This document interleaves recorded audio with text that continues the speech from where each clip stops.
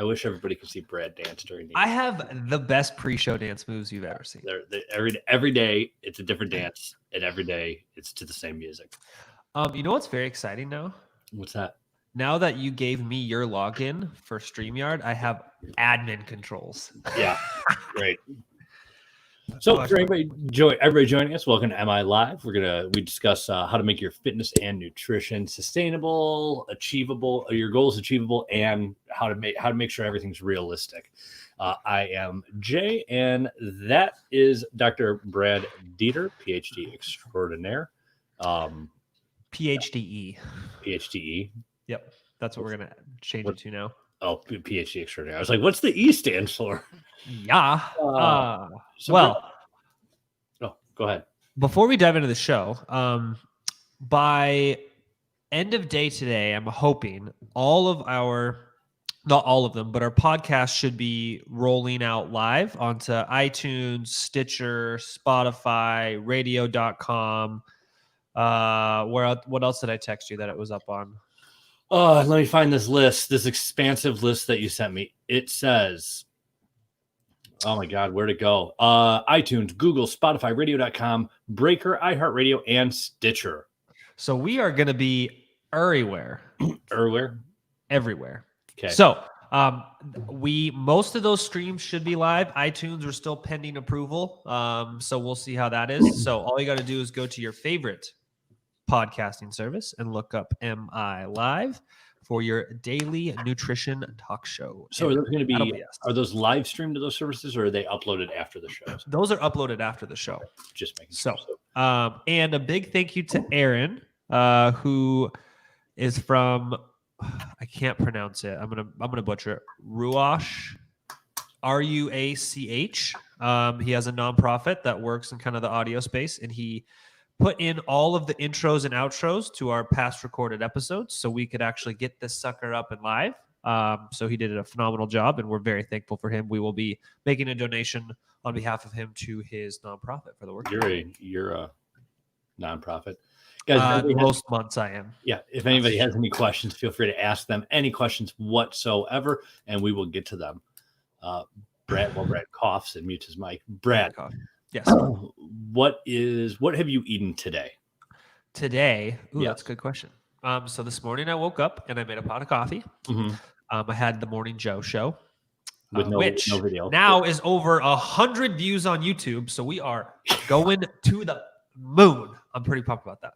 Did you mute your mic or yourself when you? Oh, I muted myself. I'm impressed with that ability. I have excellent self-mutation abilities. So I did that, and then I wish people on the podcast could see the eye roll. Yeah, the Robert Downey Jr. eye roll gif. Yeah. So I had the coffee. I made some oatmeal. 1 cup of oatmeal with a half cup of milk and a scoop of whey protein and 2 tablespoons of peanut butter. That's like my daily breakfast every day. And then I worked for a couple hours, and then I just made lunch, which was a couple scrambled eggs with some mushrooms and some rice and some hot sauce, because that's what we had. And then I had some cold brew coffee with some Premier Protein caramel shake. So I had like a protein coffee, and now I am ready to go. My God, that was a very long answer to my question. What did you eat today? What did you have? A ham sandwich with mustard. Oh my God. Ham sandwich? Yeah. That's it? Yeah, that's all I've eaten today. A ham sam? And I just ate that 12 minutes ago. Oh, did you scarf it down real quick like I did with my lunch? Yeah, I can, I'm on the, I made it fit. I made it fit in my mouth. Oh, there you go. So what is, when you are, now, do you plan out your day for meals, or do you have a good idea of how many calories and hunger cues and things like that?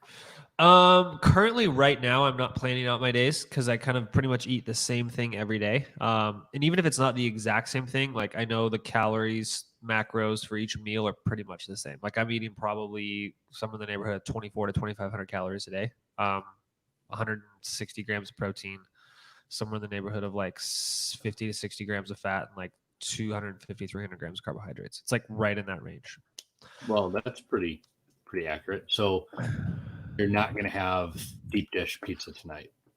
No, but I did have pizza last night. Ooh, your pizza. Yes. It was my 2-year-old nephew's birthday yesterday. He had a digger party. He is obsessed with excavators because there's a bunch of construction in his neighborhood right now. So he had a very excavator themed birthday party. And how old was this person's birthday? 2. Oh, okay. I thought it was an adult party. I was going to say excavators are really cool. I get it. He is the cutest little kid. It's so funny. He's like at that age where when he sees a present, he gets like just overly emotionally excited about it. Yeah. And then when he opens it, after he's done opening it and he realizes it's like, okay, the present opening's done. My sister taught him sign language. So he just goes, more. It's pretty funny. Can you do that again? More. Do that every day, please. Thank you. I should do that every day. So that was what I did yesterday. What about you? I don't know what I did yesterday. What day was yesterday? Didn't you go get a horse yesterday? Yeah, we got a new horse, so that happened. Ron Swanson, and then we had to get ready to to move the other horse who's 32. So he hasn't moved in 20, and he hasn't been moved. He's been trailer like to shows and stuff, but he has been at the same barn for like 20 years. So we had to fatten him up a little bit because he probably won't eat for some stress, and then we're getting ready to move him. So moving a horse is a big pain in the ass, apparently. How far are you moving him? 60 miles. Okay, so you can't just like walk him down the street. No, I can't just ride him there. That'd be a lot easier. Although he's 32, he probably can't ride more than like 10. He doesn't ride more than 10 minutes at a time. Yeah.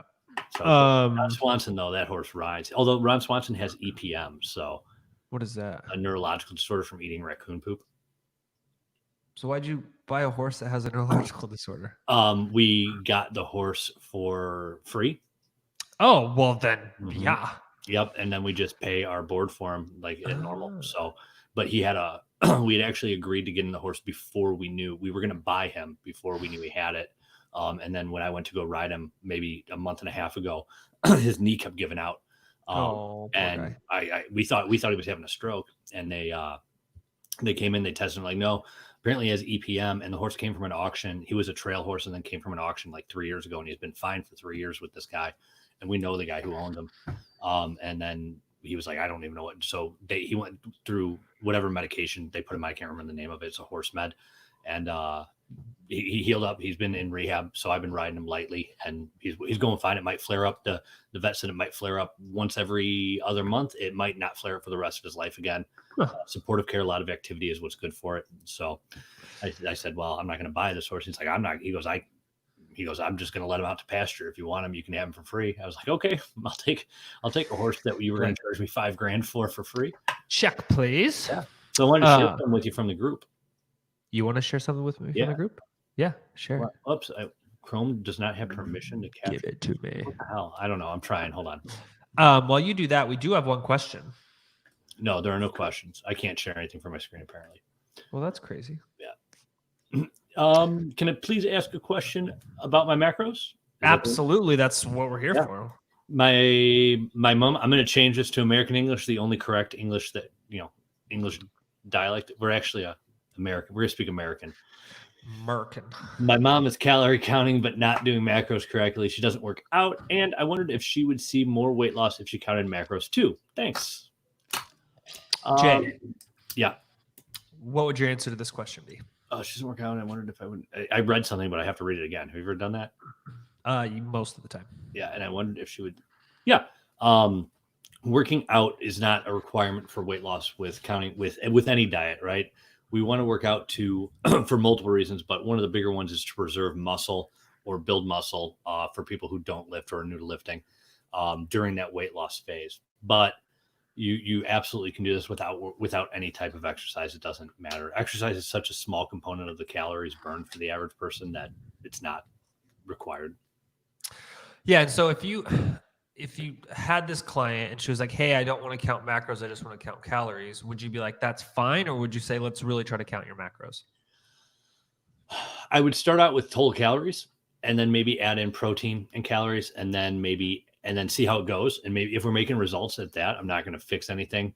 and then maybe try to fine tune it with calories, with all the macros, and then maybe we can work on adding in more fiber and cutting out added sugar if we can to find extra room for more food. There you go. Or maybe it doesn't work and you have to find a completely unique method. I had a guy once who I had track. He ate out a lot. He traveled for work and he could not visualize sides. And we tried like the hand, the fist method, and he did not like that. So he took a piece of chicken and an old credit card, and he took a grilled chicken breast, and he drew a line on the chicken breast on how high he knew that it was 1.5 cards, and then he drew a line on the height, and he knew that height and that width equaled this many calories of chicken. So it was an easy method. And he did it for a bunch of things. He had like 6 cards he'd carry with him that were measured, so he could just visually do it. I was like, all right, it worked. That is seems like way more effort, but that's crazy. It absolutely was, but it worked for him, and that's all that mattered. Aren't human beings strange creatures? Because we're all related to you somehow. Are we rocking the George today? We are not. I got busy and did not have. I have shorts on. I do have shorts on. I've never been more disappointed in you in my whole life. Yeah. Okay.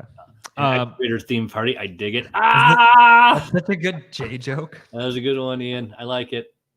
Kelly asked on a follow-up. She was struggling with meeting protein, but is this the most important macro? It is the most important macro. I would have her add in one. There's a couple easy ways. One, we could do a shake. We could do 1 or 2 shakes a day. You could do 1 shake with 2 scoops, 2 shakes with 1 or 2 scoops, whatever you want. Some people just don't like protein shakes for whatever reason. Cost, taste, any number of reasons. Another thing you can do is when you are eating, just increase the protein serving size. So if let's say you're having chicken, vegetables, and rice, something simple, right? Instead of having 8 chicken breasts, have 1.5 chicken breasts at that meal. If you're having eggs for breakfast, instead of having 2 eggs, have 2 eggs, and then have two eggs, and then a half a cup of egg whites. There's a lot of different little things like that. If you're having a sandwich, if like I just had a ham sandwich, so I normally use about 3/4 of a pound to a pound of deli meat when I make a sandwich, just so I get enough protein in. Jay, how much do you like deli sandwiches? I love sandwiches. They're my favorite. So next time you come to Spokane, when you move to Spokane, excuse me. That's enough. There's a deli sandwich place here called Domini's. Not Domino's, but Domini's. And if you go and you get a whole sandwich, it's literally, they have the best like fresh baked bread. But you're talking like 1.5 pounds of deli meat. It's so big you can't even get your mouth around. Where is that place at? Is it downtown? Mm-hmm. It's not upstairs in a building, is it? No, and it's literally right across from the public bus plaza. So it's the best people watching. Okay, and you get free popcorn, and it's delicious. Okay, I know. I asked Tim Arndt when I was in Spokane once we were walking around. He's like, "You want something?" I'm like, "Yeah." He's like, "What do you want?" I go, "Burger." I go, "Take me to the best burger, your favorite burger place in Spokane." Now, I don't live in a small town. I mean, I live in a small suburb, but I live in Chicago. I've lived here my whole life. Did he take you like Red Robin? He took me to Red Robin. God, Timothy. He's like, but they knew him. They knew him by name. That does not. He's like, dude, the best. And I agree. Red Robin has really good food. Yeah. But I just laughed really hard. That's awesome. I had a joke too, and I forgot it. We do have a couple questions. No. If you guys can tell, this is a unscripted episode. Jay got lazy. It didn't feel like writing anything. Well, I wouldn't say Jay got lazy, but we have been in meetings since 5:30 this morning. Okay, so a couple questions. I just added BFR bands to my training. So BFR means blood flow restriction. So basically just like a mini tourniquet. Oh, I thought it meant best friend revolver. It could be that too. Band, like BFR band. They said, I know the science is proven, but are the results significant in someone using without an injury just for training purposes? What are your overall thoughts on BFR? Are you asking me or are you going into a story? You paused. No, that's the question. Okay. I don't know. Then I thought you started talking. Sorry. No. I mean, overall, it won't increase your strength, but it'll increase your muscle size. It's obviously great for people with injuries. If you want to use it, it's a tool. in your toolbox, right? It's not the end all be all. It's not, I'm only doing blood flow restricted training. I've seen people use it to get over a plateau. You have, maybe they're sore. If you're benching, especially if you're trying to progress on something else. So if I'm trying to progress on my bench, I might not want to put a lot of pressure on my triceps while I'm training, but I still want them to grow. Do some BFR, your joints get a little bit of a break. You're not stressing out your triceps as much. You won't gain strength from it, but you're still keeping the size up. Yeah. And so one of the things that I think people need to remember is there are a couple components to hypertrophy and muscle growth. One of them is kind of the metabolic milieu that occurs from kind of high volume training. And BFR can help stimulate that at lower loads. The other piece is actual mechanical tension. And you can use BFR at lower loads and get the same kind of metabolic response, but you don't want to rely on just BFR. Otherwise, you will not get the full optimal growth signal. You're a full optimal growth signal. I wish I was. So Terry said, I'm almost 59 and active. My thyroid is on the low scale, but I am working with a function doctor to get it up. Problem is I cannot eat hardly any carbs without gaining weight. So she can't eat any carbs without gaining weight. I don't eat starchy vegetables either. My carbs are now at 40 to 50 grams. Any advice? Yeah. So since you're listening live, maybe give me a little bit of context on like if you're currently eating super low carb or not, and that'll kind of help me address this a little bit more. But I'll kind of dive into a few things. So one is if you decide that you have to go low carb for some reason, it's going to be very hard to maintain thyroid function. We do know that very low levels of carbohydrates, even in the context of like calorie maintenance, your thyroid function is going to be less than optimal. So if you're going to go down the low carb route for a long time, on top of a current low thyroid issue, you should probably assume that's going to persist. Unless you have substantial medication to augment it. And that's got other discussion points. But so that's the first one. So if you are going to maintain that, it's going to be kind of an uphill battle. The other ways you can mitigate that is make sure you're not in a calorie deficit, make sure your training is adequate. If you have any kind of autoimmune triggers, make sure you remove those. You may be able to, have some supportive thyroid function with adequate iodine intake, some of those things, but it's going to be very difficult. You're going to be kind of having an uphill battle if you persist with the low carb and the thyroid function. Now, if it is like an autoimmune issue and certain carbohydrates cause issues, then there may be some other medical interventions we need.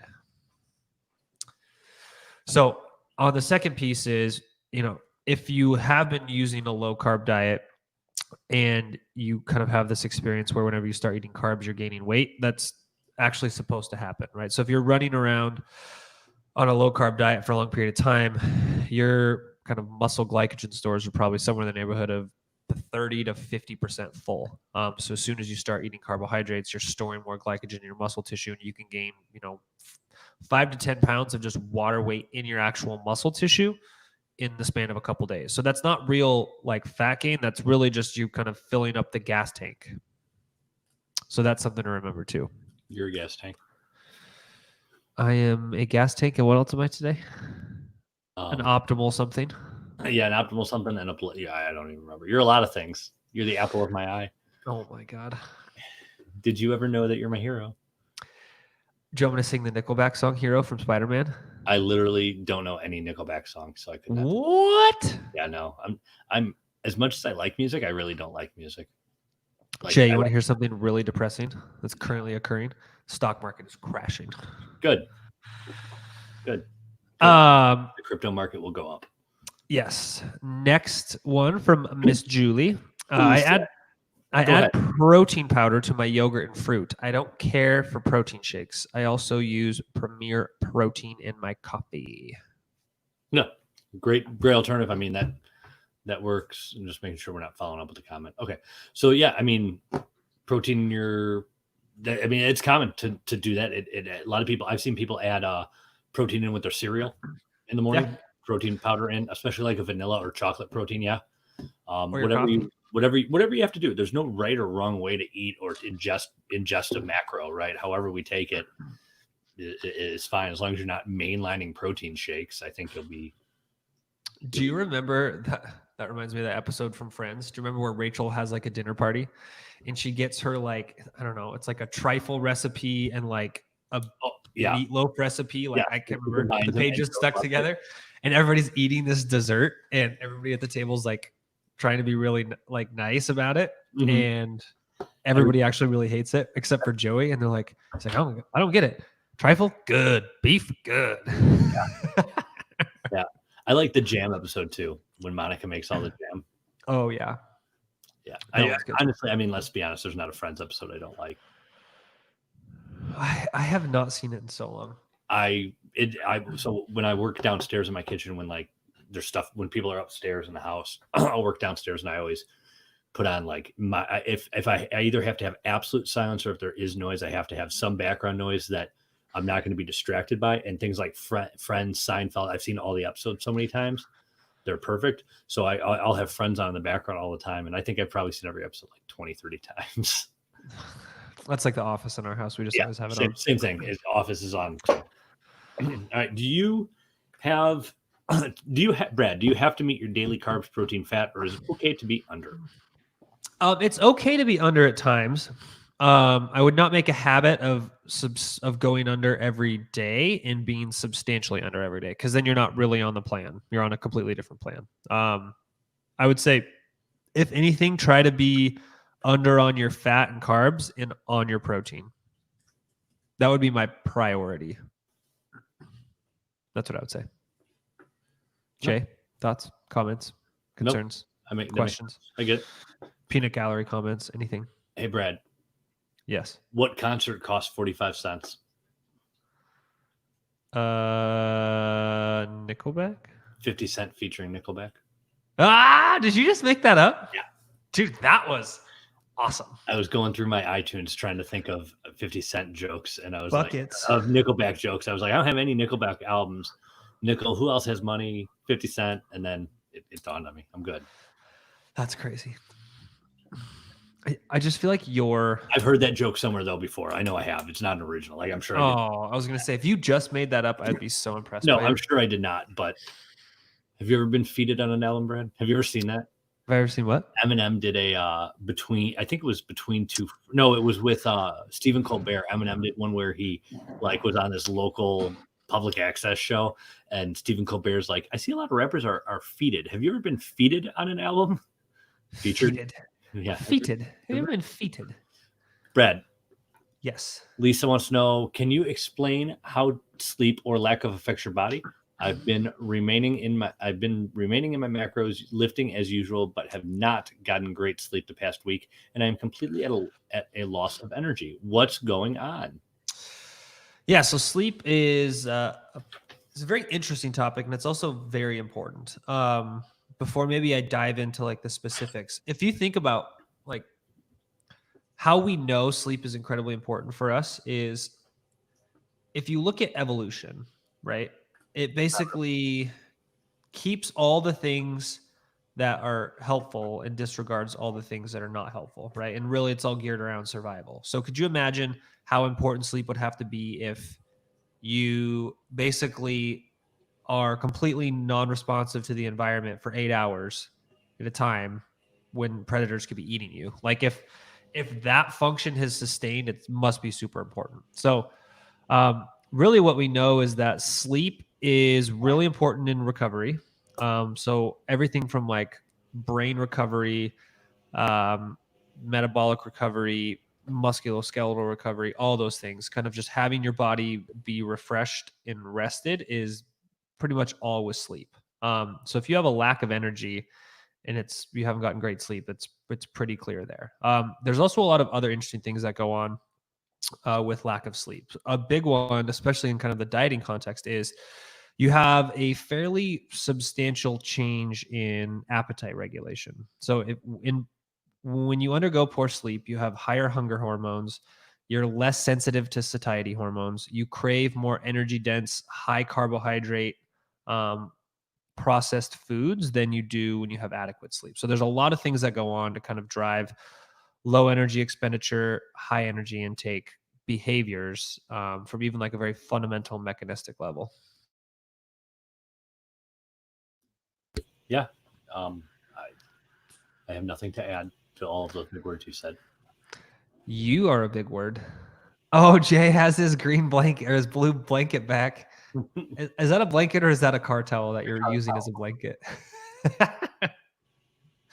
So for those of you who are just listening to the audio, our software has a green screen effect that Jay has a towel that's the same color as the screen requirement. And so it looks like he's wearing a brick shirt.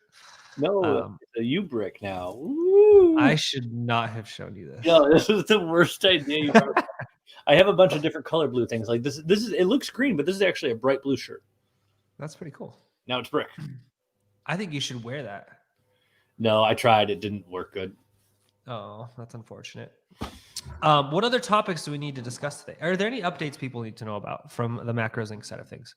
I mean, we should probably plug some of our stuff that we are supposed to plug. Nah, not today. How about we plug our meal prep partner? Nah, not today. Not today. I think we should plug our meal prep partner. Nah, I think okay, fine. McDonald's has the best food. McDonald's and Tostitos. Oh, look at the Tostitos bag. Oh my God. This is devolving into pure chaos today. What is it? Is it blue? It's a blue top. That's pretty crazy. Oh, my favorite thing ever. So we one of our show sponsors. If you don't want to eat brick Tostitos, if you don't want to eat brick Tostitos and you want to have very delicious, very nutritious, macro-friendly, gluten-free, dairy-free, pretty much all the frees, meals that are prepped and ready to go, delivered to your front doorstep, all you have to do is go to motherofmacros.com and you can save 10% at checkout with Macros Inc. So I'm pretty pumped. I have my dinner already set to go in the refrigerator. I think we have one that's like a burger, like a pre-made burger. Ooh. So I think that might be today's dinner that we're going to go with. So it's going to be pretty awesome. So go to motherofmacros.com, save 10% with code Macros Inc., all caps. You're supporting a small business that is a friend and partner of Macros Inc., and then you don't have to go to the grocery store. So either A, you can save a lot of time, or B, you can avoid Big Rona. Yeah, grocery stores are the worst. I like it, Jay. Oh, now it says MI. That's pretty cool. And now it's if I turn off the light, it like is an invisibility. It's a black hole cloak. That's actually pretty cool. Yeah. Question for you from Facebook user. That is the most Facebook users here every day. He is very consistent, or she is very consistent, whoever Facebook user is. What does your typical day look like food wise? Me? Typical day, we are definitely eat out people. So that is quite a challenge. Typically if I know what's going on in the day, let's say I know that night we're gonna order out and have Chinese food or something. It's most of the time Chinese food or Mexican food. I will probably fast until, I don't know, 1 or 2. If I get hungry, I'll probably have beef jerky or a protein shake. Fast, have a sandwich or a salad. And my food choices are very, very simple. I don't do anything complicated. Sandwich is literally just slices of ham and mustard and bread. A salad is literally just lettuce, chunks of chicken, and low fat or fat free dressing. What kind of dressing? I can't remember what makes it. That ranch, that yogurt ranch. You like ranch? No, I love ranch. What do you like? Bueno. Thousand Island or some blue cheese crap? No, I like vinaigrettes. Ew. You're an ew. Oh. I mean, I like balsamic vinaigrette. Don't get me wrong. That's probably my favorite dressing. Yeah. I just don't like I go for the lowest calorie thing I can take. I don't really give a crap how food tastes. I am not a foodie in any stretch of the imagination. My number one preference for all food is convenience and speed. Yeah. So basically you're a Soylent fan. Probably, but that wouldn't leave me full. Liquids never fill me up. So I have to have volume. So, but then for a snack, I like frozen meals. So either some from a meal prep, like from other macros, or a frozen, like one of the lean cuisine, low carb TV dinners. We have a lot of rice in our house, so I'll have a bowl of rice sometimes. Otherwise, and then dinner, and then at night, if I track in my head right now, if I've been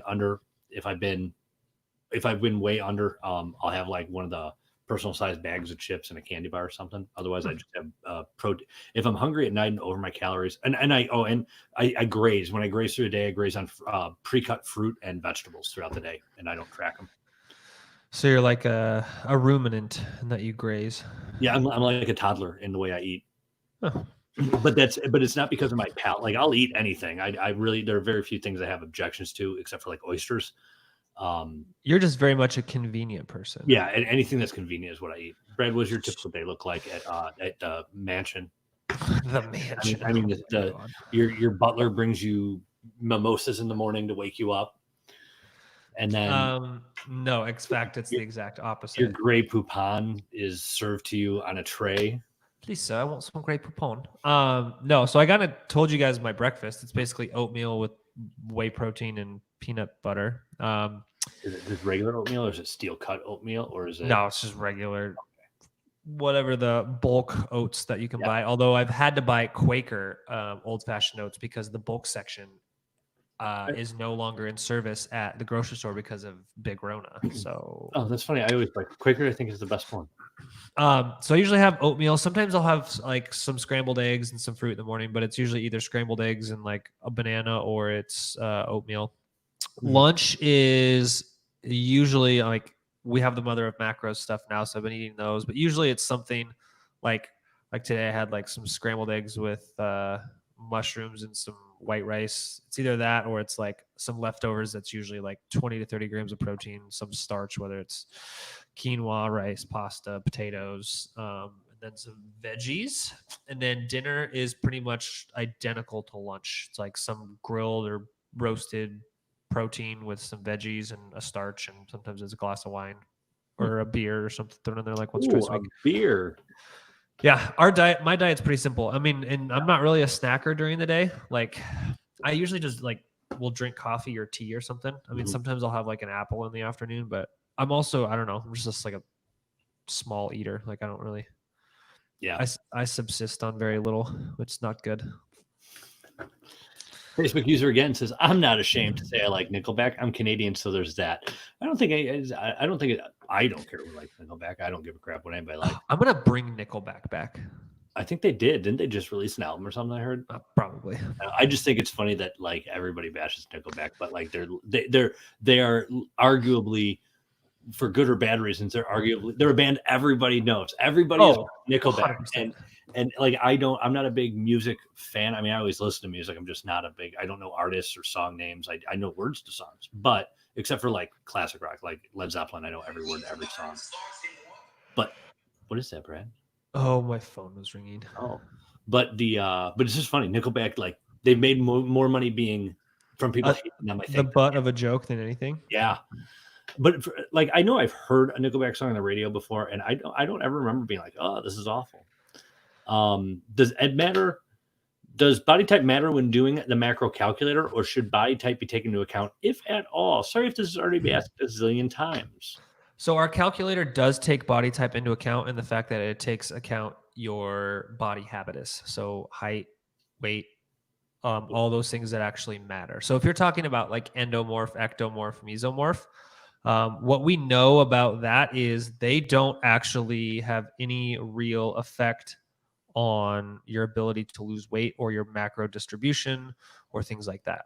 That's been thoroughly studied in the literature, and we know that the kind of body, is it somatotype, does not matter at all. When was that disproven?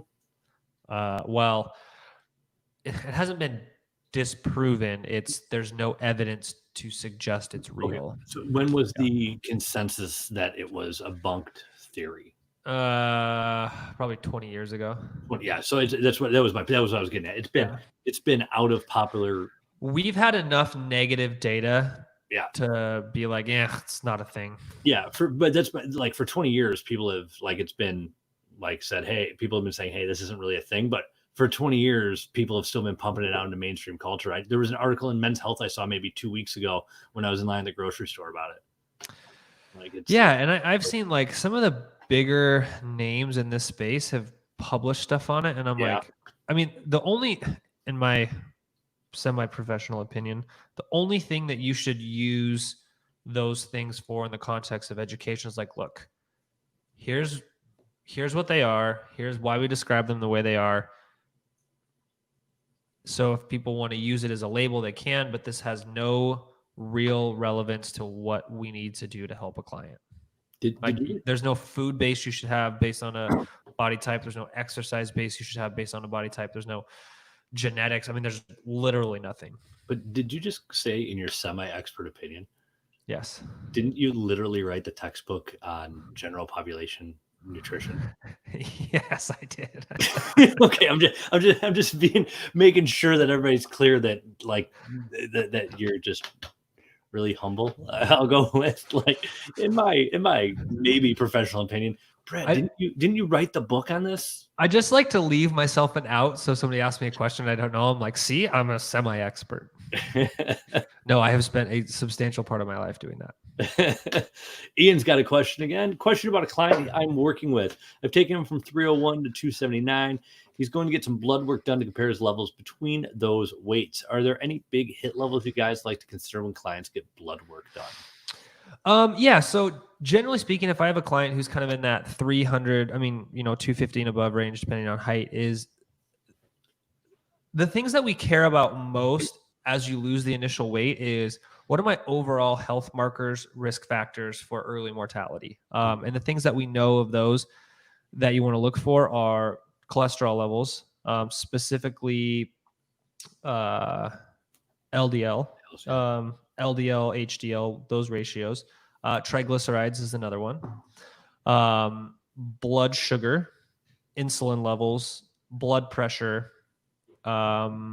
Those are the big ones that I would look at. Kind of everything else is a little bit less of an importance, but those are kind of your big main risk factors. Now, we do know that a 10% weight loss, so he's almost at that 10%, right? He's 2/3 of the way there. So he's like, 7% weight loss, almost identical.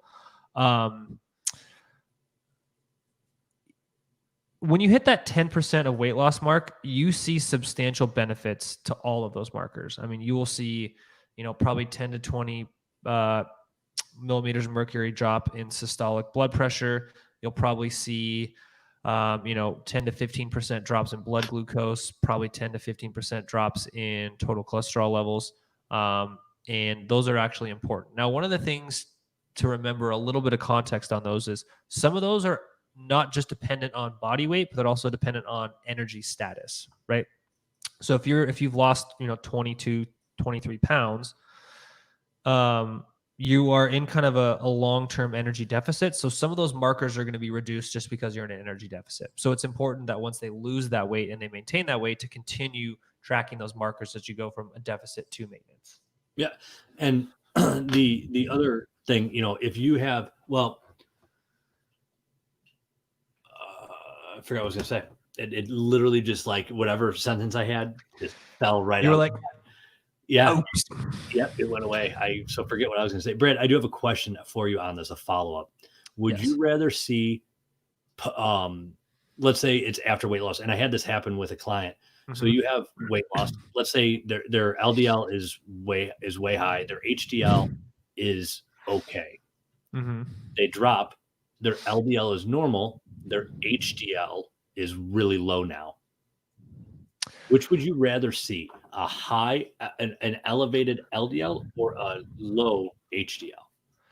I would rather. I mean, what's worse for prediction? The hard part with that is. Oh, I know there's a lot of components to it. Yeah. My big concern would be if we see a drop in LDL, I'm very happy with that. A concurrent drop in HDL a lot of times is more reflective of total energy status than anything. So a lot of times the reductions in LDL will be partially related to energy status, but more related to reductions in liver fat accumulation, adipose tissue, hormonal signaling that comes from excess adipose tissue, a lot of those things. So a lot of the reduction that occurs in LDL will be reflective of general health and not just energy status. Generally, when you lose weight and you see reductions in HDL, those are fairly transient and they come back as you return to energy maintenance. And then there's some things dietarily you can do to increase HDL a little bit as you change some stuff. Yeah, and that's what I was going to get at. It seems easier to increase your HDL than to decrease your LDL, or at least faster time-wise. Yeah, there's some dietary things you can do to augment that. Elaine said, I don't want to use protein powder. Surely you should be able to meet the body's needs from food. So protein powder is food, right? It's whey protein is food. Pea protein is food. It's not some special thing made in a lab. They actually take the food. With whey, they skim it, right? That's how it's made. They skim it and strip the protein. Is that correct, Brad? Yep. So yeah, and I believe that, Brad, you actually said that your preferred source. Correct me if I'm wrong. If you had to list like your preferred protein sources, like whey was about, you put whey slightly above food. For some things, for muscle building purposes, for muscle building purposes, yes. Like if I'm short of my protein throughout a day and I'm struggling to hit my protein number, you would say throwing a shake over forcing yourself to eat extra meat. I would say generally that's a pretty good conclusion. Yeah. Yep. Yeah. Now I totally agree with you, Elaine, that you should be able to meet your body's needs from food. That would be my general recommendation. Doing that can take a lot of kind of time and effort and energy and planning, which I would love to see more people do that. Some of the caveats to that are most of us have lives that are pretty hectic, pretty busy, especially if you have a family and you work full time and stuff like that. And it's like, ensuring you've prepared enough protein from a convenience standpoint. Sometimes it's easier to hit your protein targets by having some sort of supplemental protein. And that can be a very useful and worthwhile tool to have of having a protein based source like that. So, okay. Terry has another question. Yep. Should I slowly increase my carbs? Will the water weight come off? Terry, do you remember Terry's first question? Yeah, this was the low carb thyroid question. Yeah. So I would say, this one really depends on you. Part of this thing is we're like worried about the scale weight, but it's the way I like to tell people who are kind of going from low carb diets to high carb diets is one, like if you were to do a body comp test right after you were done on a low carb diet, you re-carbed up, you added all that muscle water weight and you got another body comp test done, it would read that you would gain like 6 to 7 pounds of lean muscle tissue overnight. We know that from the literature. Those studies have been done. Sometimes the data has been misinterpreted by people, but that's exactly what happens, right? So I really wouldn't worry about that water weight from the scale weight, right? Because really what you're doing is you're adding lean tissue to your body from that perspective, right? So you're actually just filling up your gas tank. So it'd be like if you weighed your car on an empty tank and then you weighed it with a full tank, you'd be like, oh, well, my car weighs more. It's like, yes, you have more gasoline in your car, which you need to run. So you're probably not going to see that water weight come off because you are storing water with the carbohydrates in your muscles. So if the thing that's most important to you is the number on the scale and any tick up, you're going to kind of be in this battle of every time I eat carbohydrates in my life at all, that scale weight is going to fluctuate. And that's not a great long-term solution. So now how you titrate up, if you want to slowly increase your carbs, I would probably recommend kind of doing systematic, 10, 15, 20 gram increases, then going from 50 to 400 immediately. There's some microbiome things that change when you're on the long-term low carbohydrate diets. So the amylase enzymes in your mouth, your digestive tract, the microbiome is not quite ready for starches like that. So if you slowly increase it, it's a lot easier on your GI tract. Bada bing, bada boom. Ian said, great insights. Thanks so much, guys. I brought a lot to that conversation, Ian, and you are welcome for all of my wonderful insights. Giving this whole show to everybody, all of my wonderful insights today, everybody's welcome for them. Brad has been quiet and hasn't contributed anything. I have run the show today. This should really just be me. Did you guys know that Jay, every time I say something, or before I say anything on the show, Jay types the notes of what I should say in the private chat. So I just read what he writes me. I can't even pronounce half the words you say, let alone spell them. I have trouble spelling my middle name, so I won't go with Is your middle name Reginald? Michael. I think it should be Reginald. But I didn't, well, I couldn't spell my middle name until I was like 25. I think we should call you Reginald. No. Yes. Is it Michael? AEL, yeah. But Yeah. but I was adopted when I was 7 and changed my name. So by 7, you already know how to spell your name, right? Like that's when you've already learned. So when I changed my name, I'd already learned how to spell a different name. And then when you're a kid, when you're a teenager and stuff, how often are you writing your middle name? And any friend I had named Michael we called Mike, or I just said it. I'm a boy. I didn't write. Yeah. So then I was 25 and I was doing something when I was getting ready to leave the fire department. I had to write my full name out on a bunch of stuff. Or maybe it was when I was buying my house. One of those. I had to write my name out a whole bunch of times, and I kept writing EAL, and everybody looked at me like it was crazy. So what was your name before you changed it as a kid? I won't give my last name, but it was John James. Oh, now you're James Michael. Yeah. John Jacob James. His name is my name too. Whenever I go out, the people always shoot. John Jacob. Oh my God. Brad, what are your thoughts on sodium? If you don't have any health concerns, should you still keep sodium under a certain limit? My thoughts on sodium are it is a metal. If you have pure sodium, it interacts with water, which is pretty awesome to see. It forms a salt when you have sodium and chloride. So what we call salt is sodium chloride, and salt is a general chemistry definition for a metal and a non. Let me look up the exact definition, but it's definition of a salt. It's a metal and then like a non-metal ion or something. Definition of a salt in chemistry. I'm gonna look this up. I want to remember this. Yes. In chemistry, a salt is a chemical compound consisting of an ionic assembly of cations and anions. Salts are composed of a related number of cations and anions so that the product is electrically neutral. Types of salts. There are alkali salts and acidic salts. So that's what you know. That's what we know about salts. So what we think about sodium in the diet, basically what we really know, and I'll try to simplify this as much as we can, is unless you have established hypertension, so you have elevated blood pressure, I think guidelines the last time I checked was 140/90 was considered hypertensive. Yes. I believe that. Is that correct? They changed already. It's 130 now. It was one. They just changed it recently. They lowered it. 2020 International Society of Hypertension. The AHA. I don't know if the international, but the AHA changed it.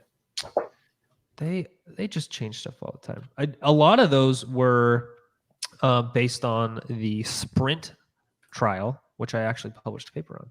Your SPRINT trial. In accordance with most major guidelines, it is recommended that hypertension be diagnosed when a person's systolic pressure in the office or clinic is greater than or equal to 140 millimeters of mercury, and their diastolic blood pressure is greater than 90. So it looks like it's still 140/90. But the AHA is 130/80. But that's what I'm looking at right now is the AHA journal. I'm on the online American Journal. I'm on the AHA's website. That's weird. I'm on the AHA Journal of Hypertension. Yeah, and here are the hypertension resource guidelines. Yeah, no, same. What year was that? This one is from 2019. It's interesting. They've been going back and forth because the SPRINT trial showed that if you treat to a systolic target of less than 120, you have reduced levels of cardiovascular outcomes, but there's increased risk of kidney injury and all sorts of stuff. But it's so this says this is actually, what the hell? Why is there a pop-up on this telling me about somebody's stupid story for Medtronic? This says the AHA is 130/80, and the ESH or ESC is 140/90. They interpreted similar data with a fundamental difference of 2 different blood pressure goals. Huh. That's interesting. But the AHA is definitely 130/80. So the AHA is a little more aggressive in treatments. Yeah. Okay, well, that's interesting. Yeah, and isn't the E is that's the European one, right? The Yeah. ESHEC. So I believe because I was at the AHA conference when they announced that they were going to put this into the guidelines, and I believe the thought was because Americans have such a high risk for obesity that they were going to make it lower as more of an indicator and a preventative measure. Yeah, it was right around the same time that they recommended everybody be on a statin in the United States. That's a really interesting discussion. That's way more than we can get into here, but there are some really interesting aspects to statin-based therapy that I spent far too many hours of my life working on. So we never even really finished it, did we? Go ahead. We got off on a tangent. So unless you have established hypertension, so according now to the AHA, if you're in the US, 130/80, or if you're in Europe, 140/90, you don't really need to worry too much about your sodium intake. I probably wouldn't be like going crazy on the salt, but I also wouldn't overly limit it because there's some detriment to having too low sodium. If you have established cardiovascular disease independent of hypertension, like if you have atherosclerosis, if you have coronary heart disease, if you have a high family history rate of stroke, I would also maybe limit sodium to kind of less than that 2,000 milligrams a day target. That's kind of where I would have it. If you don't have any health concerns, I really wouldn't worry about it. I would say soy sauce it up if you're healthy. Mm-hmm. Elaine said she seems to have around 60 grams of protein per day, but her macro requirements are 102. Why so much? So your protein requirement is based off of the amount of lean muscle mass you have. So if you use our calculator, ours calculates it based off your height and weight. But there are a bunch of different ways to do it. It's just approximations, but you do need specific. So eating 60, I would say if you're like, it depends how much you weigh. A good, what is it, Brad? What did we recommend? 0.8 to 1.0. Oh, for grams? Yeah, about 0.7 to 1.0. Yeah, so 0.7 to 1.0 grams per pound of body weight per day is the general recommendation. The RDA is significantly lower than that because that's the minimum you need to live. The older you are, the more you lift, you do need more. The general recce. General recce. Michelle said, I need to lose body fat and keep muscle. Counting macros only will do that? No, because you could count macros and have 9,000 calories a day by just counting them. But that's kind of my smart ass answer. That was. I don't think I've ever heard a smart ass answer out of you. So you can lose body fat and you can keep muscle by being in a calorie deficit, which you can do by counting macros and getting an adequate amount of protein. So that 0.7 to 1.0 grams per pound. Now, if you really want to optimize that, you are also going to need to make sure you're in the appropriate calorie deficit. So not too much and not too little. And you're going to want to have some sort of resistance exercise involved in there too. So some sort of weightlifting to help preserve lean muscle mass loss.